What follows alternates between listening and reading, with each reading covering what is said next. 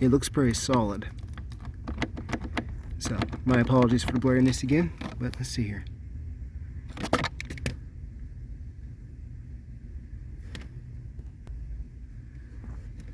Maybe that helps.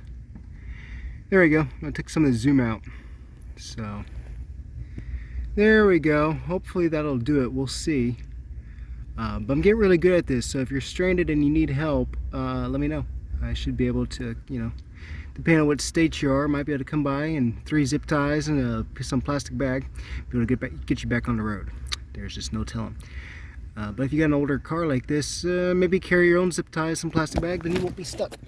I don't know.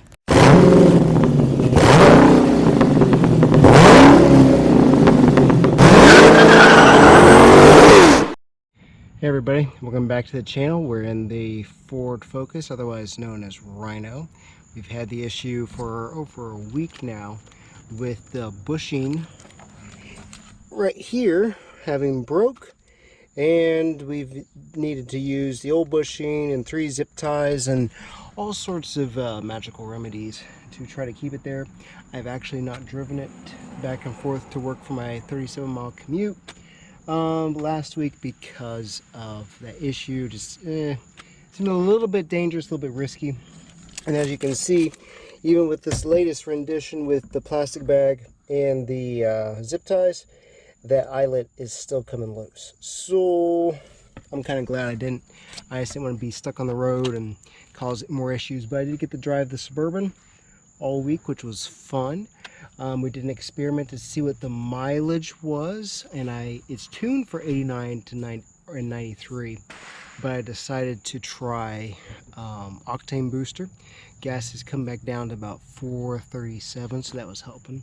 And you know, theoretically, if I filled up at least 20 gallons, then that would be $10 approximately extra for premium. So by buying a $4 STP octane booster, I'm saving $6, but getting a higher octane, or at least it wasn't acting up. We'll put it that way. It seemed like it ran fine, ran decent that way. But the sad thing was, I think it was 4 days, 265 miles.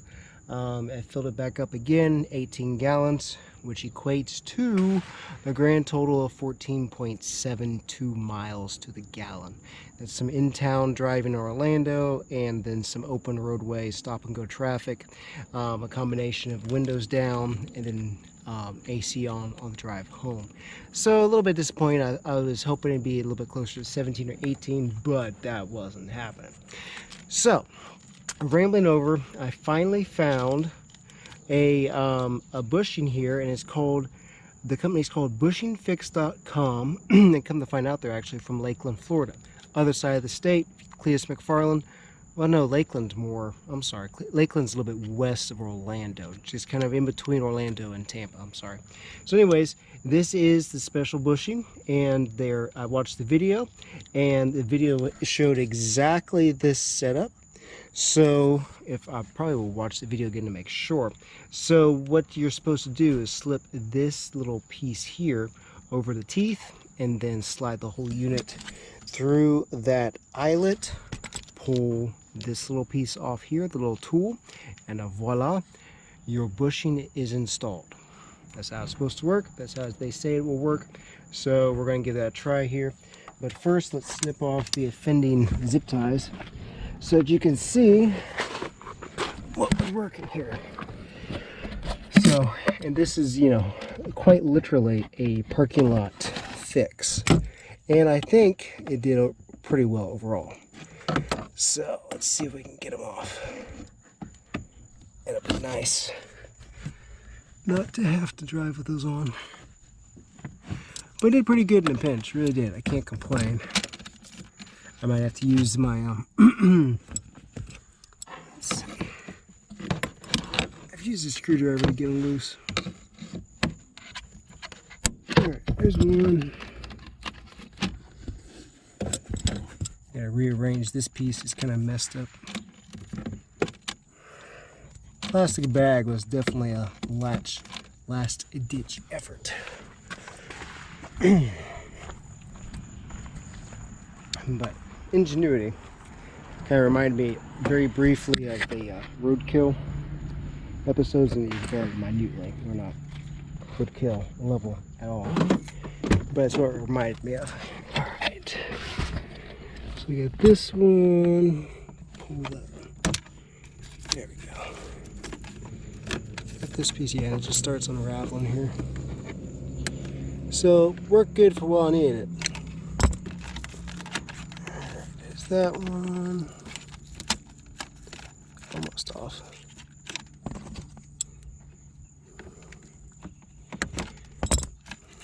You can have the issue on the outside as well, so I do need to watch for that. And with my 92 Corsica, I had that issue where the clip broke, and that was a little tricky. One, another one. All right. Zip ties were to the rescue, and they did a great job. I drove quite a bit with that there, so it was a little bit of a confidence booster. All right, so what I'd like to do first, before we do anything here, we'll take our plastic bag bushing off. See, I mean, worst case scenario, if you got to use it, they work pretty well. All right, so you guys stand right there. To a bag. I just want to line this up and make sure. I mean, it looks like it, and like I said in the video before, that's my elbow. The you know, the ones that, all right, let's see. Yeah, it is a little rubbery piece here. Oh, where'd it go? All right, so just checking the diameter. Yep, that looks like it's gonna be it. Cool. That'll be nice. So yeah, it looks like it'll fit the, yep. All right, so what you're supposed to do is take this tool and go around it. It's really a neat idea. So it is a soft, kind of a rubber feel almost. So you're supposed to take this and kind of stuff it all in, which is cool. Yeah, this is kind of neat. Now, it shipped, it was $27 and change, which hurt a little bit, but after looking around and not being able to find the parts, and just, only thing I never did was, I just didn't have enough time, really, to stop at a Ford dealership and check. So they might have had something, but I didn't take the time to do it. So, if you guys can see here, we'll take it here, and you run it through here, and then, so see our tools there. Let's see, make sure you guys are seeing this, because it is kind of cool. There we go. So there's a little tool. All right, and then our bushing is in here. So now we can just pull the tool off, theoretically. That's what we're supposed to be able to do. Sorry if my hands are in the way. Alright, now that part's a little bit harder. Okay, hold on a second. You're going to see one of those excuses for technical difficulties. Alright. Part of it could be just the leverage too.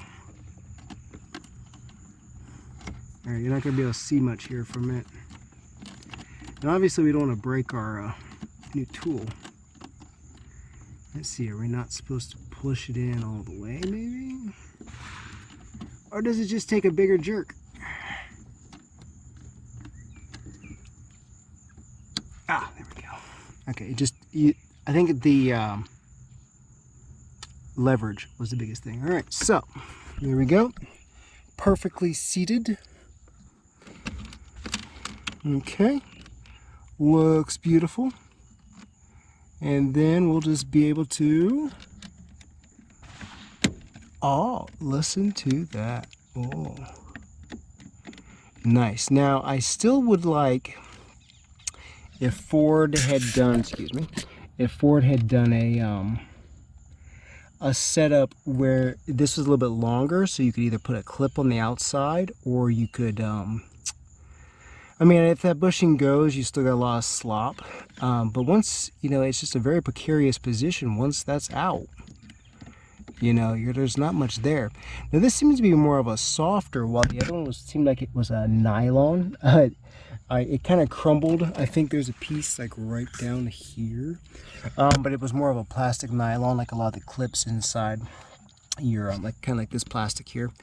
So this is more of a soft silicone. So, but anyways, bushingfix.com, Lakeland, Florida. This particular piece worked on a variety shift repair kit. So there you go. Those are the how-tos. So, and thankfully, we did the correct way. They got some good videos on there too, so be sure to check that out. But it's been quite the adventure here with the old Focus. Make all the Ford jokes, I don't mind at all, because my Ford was found dead on the road, you know, for a little while there. But since my Ford also gets between 28.5 and 30 miles to the gallon, I'm glad to be driving the Ford a little bit more than the Chevy. Unfortunately, that hurts to say. But fun factor, Suburban. Noise, Suburban. Fuel efficiency and zippiness, Ford. Sorry, what else can I say? Alright, thanks for watching, everybody. Appreciate it.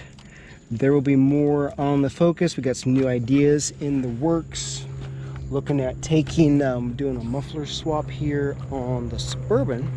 And we're looking at taking this muffler right here, putting the insert back in and sticking it on the Focus here. Looking at removing just this resonator, muffler, whatever you want to call it. We're going to leave the one behind or in front of the rear axle. And because I don't want it too noisy, I just like a little bit more burble, just a little bit more noise. And there's a flat enough spot on there so that if I change my mind, if it's too loud, we can use a 2-inch band, or 2-inch band clamp, and that'll be fixed. It'll be back to stock. So thanks for watching. Be ingenuitive and enjoy your cars. Doesn't matter what car you drive, as you can very well see. I just enjoy driving. I have 2 hours of commuting every day, and then working, driving the work truck. I just got done with that. Checking that out today because for whatever reason, the mufflers, which go check our playlist for the GMC work truck, one of the Dynamax Flow FXs had slid off. So it had a terrible exhaust leak, terrible sound to it. And so I got that lined back up with the clamps, and it sounds much better, just like it should. So I think it was more of like an installer error. So, all right, thanks for watching, guys. See you later.